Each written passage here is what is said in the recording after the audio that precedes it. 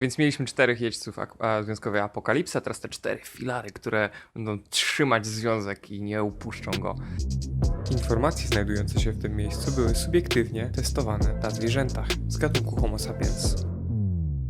So trust, affection, intimacy, desire become the four pillars, within modern relationships. Pierwszy to jest trust. Bardzo logiczne. Drugi to jest affection, czyli to, w jaki sposób odczuwamy uczucia, w jaki sposób generujemy te uczucia, ile dajemy zaangażowania. Trzeci to jest intimacy. Ile patrzymy sobie w oczy na przykład. Nie? Jak często trzymamy się za ręce w taki sposób, że czujemy, że jesteśmy blisko. I nie chodzi o fizyczną bliskość, ale chodzi o to, co generuje się emocjonalnie, tak. I czwarty, najbardziej na końcu, to jest desire, czyli nasze seksualne pragnienie. Monogamy is a practice. We are not by nature, biologically, evolutionary monogamous. It's a practice, it's a choice. Związek monogamiczny to jest decyzja. Jeśli myślisz, że znajdziesz osobę, która sprawi, że nie będziesz nigdy już myśleć o innych partnerach, no to tak to nie działa. Dlatego, że w każdym związku przychodzą kryzysy, a razem z kryzysami przychodzą te momenty, w których zaczynamy być dostępni dla innych ludzi bardziej psychicznie.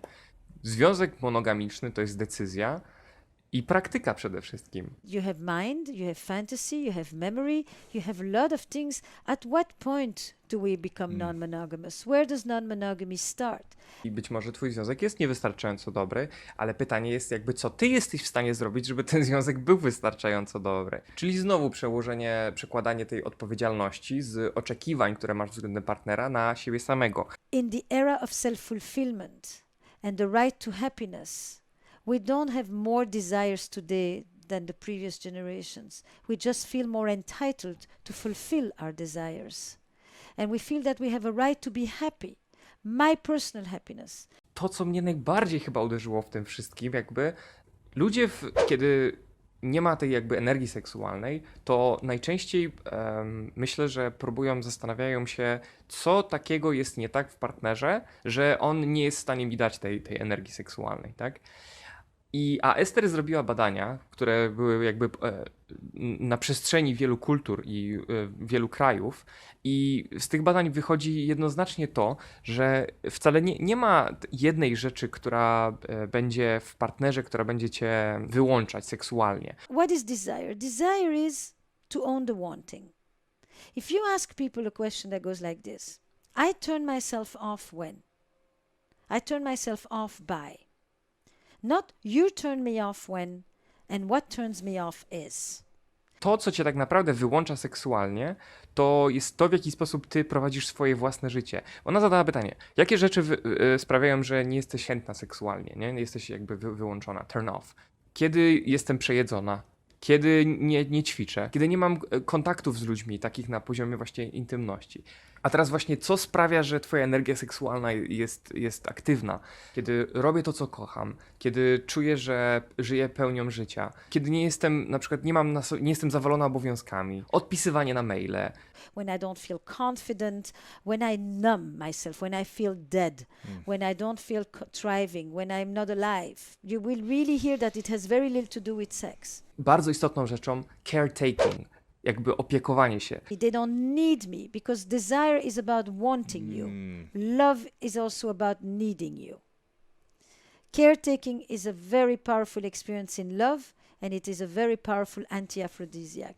Dlatego, że Ester mówi, że na przestrzeni wielu kultur jedną z bardzo istotnych jakby antyafrodyzjaków jest zajmowanie się drugim człowiekiem. A tak naprawdę, co to jest miłość? Miłość to jest ten element, w którym my czujemy, że chcemy siebie oddać całkowicie, tak? Chcemy tak naprawdę zająć się tą drugą osobą, zaopiekować się. Ale problem w tym, że to stoi naprzeciw temu, co jest jednym z filarów, czyli pożądaniu.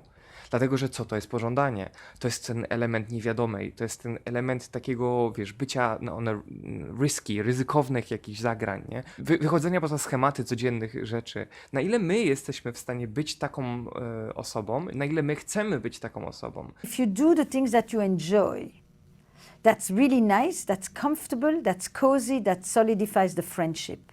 But if you want to create intensity, it demands risk-taking, doing new things outside of your comfort zone, a little bit more on the edge. Więc żeby wrócić do tej energii seksualnej, to musimy wyłączyć w nas to poczucie, że bezpieczeństwo jest najistotniejsze. I przecież bardzo niedawno dopiero co mówiliśmy odnośnie Tonego o 6 potrzebach człowieka. Tam jest certainty, ale naprzeciw tego jest uncertainty. Mamy to potrzebę ewidentnie do tego, żeby mieć obie te rzeczy. Tylko że problem w tym, że kiedy związek traktujemy jako właśnie tą strefę bezpieczeństwa, a wychodzimy na zewnątrz i nowych ludzi traktujemy jako strefę nowości, dokładnie tego uncertainty, no to jak mamy potem nie wpadać w te romanse? Right now, we don't need caretaking. We can be mischievous, we can be naughty, we can be playful, we can break our own rules, we can stay home and not go to work at 8 o'clock. Right. And now we are in a playful zone. Now we are feeling that we are bringing our own little transgressions home. We are alive. We're not just being dutiful, responsible, good citizens. Right. My instynktownie tak naprawdę jakby kwalifikujemy naszego partnera jako nieciekawego w tym momencie, nie? Więc podróże, wychodzenie poza tą strefę komfortu, robienie rzeczy, których się nie robi na co dzień, robienie nowych rzeczy, niespodzianki, rozwój, to są wszystkie te rzeczy, które jeśli tylko będziesz to robić razem, to ta energia powstanie. I teraz najistotniejszą rzeczą, jaką słyszałem u niej, to jest to, że seks to nie jest wykonywanie. Seksu się nie wykonuje. Seks to jest przestrzeń, to jest miejsce, do którego się udajesz. Because in some way one could say sex isn't something you do, huh? Sex is a place you go. It's a space you enter inside yourself and with another or others. To nie są ruchy, które dadzą ci zamierzony efekt. Seks i gra, i to miejsce, do którego się udajesz, ono się rozpoczyna, a zwłaszcza dla kobiet, po poprzednim orgazmie. To w tym momencie zaczyna się to, w jaki sposób będzie wyglądać kolejny seks i czy ten orgazm będzie i czy będzie tam ta przestrzeń. I teraz im bliżej się bardziej zbliżasz do tego momentu, tym więcej tej przestrzeni, jakby tym bardziej ona jest intensywna. Badania wskazują na to, że kobiety są mniej zainteresowane swoimi partnerami na przestrzeni długości związku niż partnerzy. Partnerzy to mężczyźni, są bardziej skorzy do tego, żeby mieć monogamiczne związki. Men's desire in long-term relationship goes down gradually.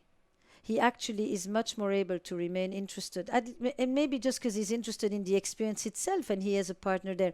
Women's desire post-marriage Really? plummets. Wow. Dlaczego? Bo tutaj Ester mówi, że mylnie to jest rozumiane, dlatego że kobiety nie są zainteresowane seksem. Kobiety nie są zainteresowane nudnym seksem. Kobiety nie są zainteresowane schematycznym seksem. Kobiety są zainteresowane czymś, co będzie sprawiać, że będzie je elektryzować.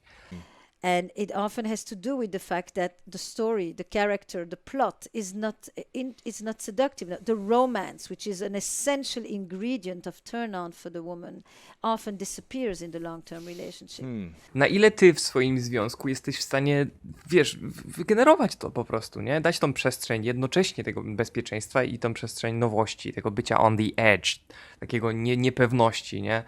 I pytanie brzmi, no to co, każdego dnia mam robić coś innego? Look, the answer to this is very simple. Often enough, but not too often that you become chaotic and you dysregulate. To działa tak samo jak z, wiesz, indywidualną jednostką i tak samo jak z firmami. Jeśli masz zbyt dużo jakby bezpieczeństwa, to firma staje się, wiesz, jakby nieefektywna. Kiedy masz zbyt dużo nowości, to w tym momencie nie ma tego elementu takiego właśnie, wiesz, jakby bezpieczeństwa. I to samo się dzieje na przestrzeni jednostki i chodzi o balans. It's Game. seduction, it's Yes. a plot, it's a coming close, it's a tease. Mystery. It's what animals call pacing. It's that I come to you, but I don't overwhelm you. I come just a little bit so that you can come a little bit toward me. And then I don't immediately answer. I actually go back a little bit too.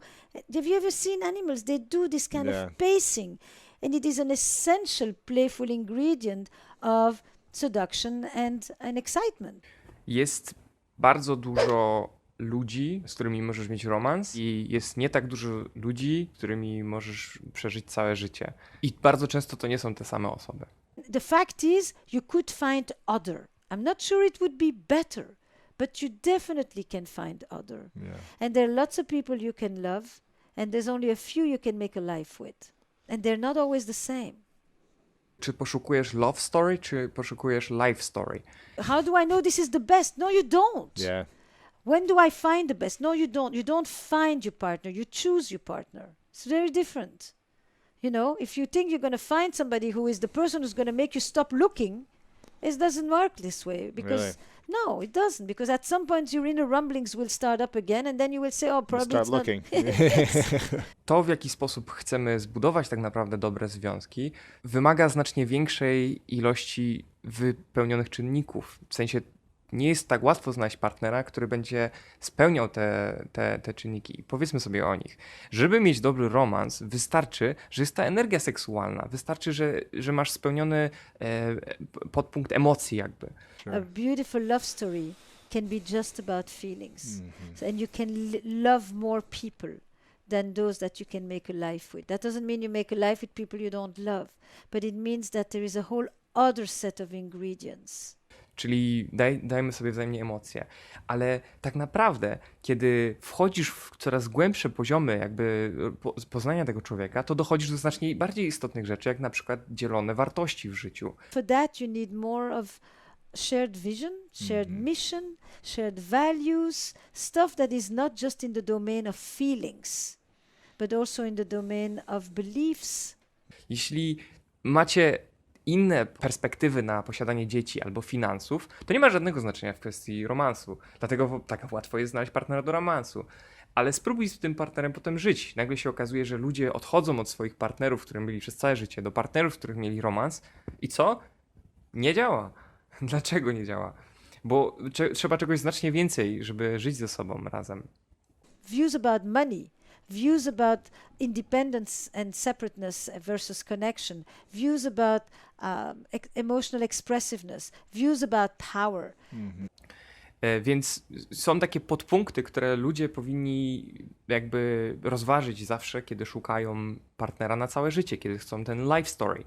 I to są rzeczy właśnie jak na przykład kwestia finansów, kwestia dzieci, kwestia podróżowania, kwestia, ochrony środowiska, czyli rzeczy, które są po prostu dla nas ważne. Wizja życia. Bo jeśli moją wizją życia jest to, żeby nie mieć dzieci, a twoją, żeby jest mieć dzieci, ale w jakiś sposób ja nie będę tego komunikować, to nie uda się chyba, że zmienię swoje zdanie, nie? Ale znacznie łatwiej jest chyba znaleźć kogoś, kto po prostu dzielisz z nim te wartości. What makes thriving relationships is not only feelings. It's a mix of feelings, actions, beliefs, touches, physicality. Nasze wartości w bardzo dużej mierze zależą od tego, jak zostaliśmy wychowani, bo Ester mówi, że są dwa najważniejsze związki w naszym życiu. Związek z naszą osobą, która nas wychowywała i związek z partnerem, z którym żyjemy. I to przenika się nawzajem ekstremalnie. Więc jeśli nie poradziłaś sobie z tym pierwszym, to nic dziwnego, że z tym drugim nie radzisz sobie. To oczywiście odtwarzamy schematy, nie ma w tym nic dziwnego. Odtwarzamy schematy, te schematy da się zmienić. Bardzo dużo rozmawialiśmy już o zmienianiu schematów. Pytanie, czy podejmiesz decyzję, żeby te schematy zmienić. Ona mówi, że ludzi dzieli na dwie kategorie. Na kategorię ludzi, którzy zostali wychowani w poczuciu tego, że sami muszą sobie radzić, i że ludzie przynoszą często więcej złego niż dobrego, i ludzi, którzy zostali wychowani w poczuciu, że całe jakby otoczenie jest dla nich, że to szczęście jest odnajdywane w relacjach międzyludzkich. Some of us need to really learn to think more about ourselves. And some of us really need to think more about others. Right. Some of us live with the fear that we're going to be abandoned. And some of us live more with the fear that we're going to lose ourselves. Ona bardzo często ma na swoich jakby spotkaniach tych terapeutycznych takie sytuacje, że po prostu jest jedna osoba, która mówi: mój dom to jest strefa prywatna i nikt nie powinien wchodzić, i jest w związku z osobą, która ekstremalnie bardzo, potrzebuje relacji międzyludzkich i chce wszystkich zapraszać. And often we find a partner who is exactly the missing link. And that can be beautiful complementarity if we actually get to use the other person to become more whole and to learn from them. To jest bardzo trudne i da się wypracować, ale ta dynamika w związku będzie generować bardzo dużo zgrzytów. Pytanie brzmi, kiedy schemat twojego myślenia już jest skonstruowany, to kiedy masz swojego partnera, to czy próbujesz się od niego czegoś nauczyć, czy bardziej patrzysz na niego jako uzupełnienie? Bo niestety, albo stety, ludzie przyciągają się jako te przeciwności. Czyli ja jestem bardziej schowany do wewnątrz, ty jesteś bardziej na zewnątrz. Tylko że to, co nas na początku jakby ekscytuje w tym partnerze, później z czasem powoduje tarcia, staje się, jak ty to mówisz, tym powodem do zbrodni. The very thing that is so attractive because it's different is also the very thing that becomes difficult because it's different. Interesting. Żeby tego uniknąć, to po prostu musimy zacząć patrzeć na drugiego człowieka, naszego partnera, jako na okazję do tego, żeby móc się od niego czegoś nauczyć. I kiedy będziemy się uczyć, to wtedy nie będziemy sami w środku czuć wyrzutów sumienia, że my jesteśmy źli, a ten partner jest w tym znacznie lepszy. Bo jeśli zacznie się tak dziać, to będziemy podświadomie obarczać winą naszego partnera o to, że my sami jesteśmy jeszcze niewystarczająco dobrzy. Esther Perel. Słyszałem to. And when you ask people, I turn myself on when or by, I awaken my desires. Not you turn me on when and what turns me on is, which is, i.e., you're responsible for my Right. wanting. Right. What people will talk to you about is when I'm in nature, when I'm connected with my friends, when I get to do my sports, when I play music, when I listen to music. It's stuff that gives me pleasure, that is alive, that is vibrant, that is vital, that is erotic in the full sense of the word as life force. Right. And from that place, people remain interested in having sex with somebody else for the long haul.